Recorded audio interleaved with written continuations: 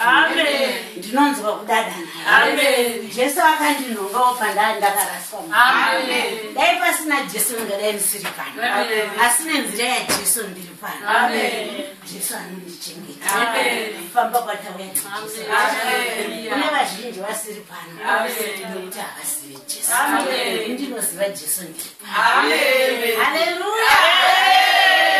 Amen. Ini ndichangoverenga mashoko mashoma ari pana Vakorinde yokutanga.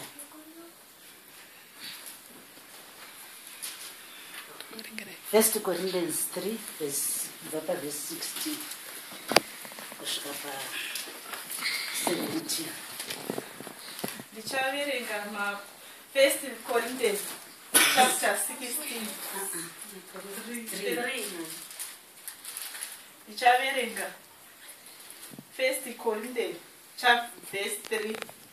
Musoro weshoko unoti kwaziso nokuvonga.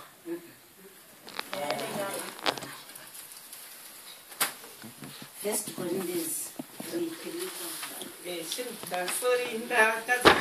Ndaverenga First Corinthians chapter 3.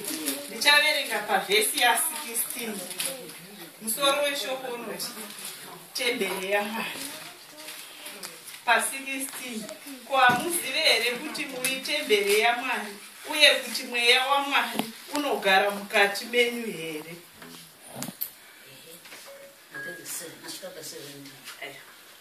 Kana munhu achitadzira temberi yaMwari, Mwari achamutadzira, nokuti temberi yaMwari itsvene, ndimi iyoyo.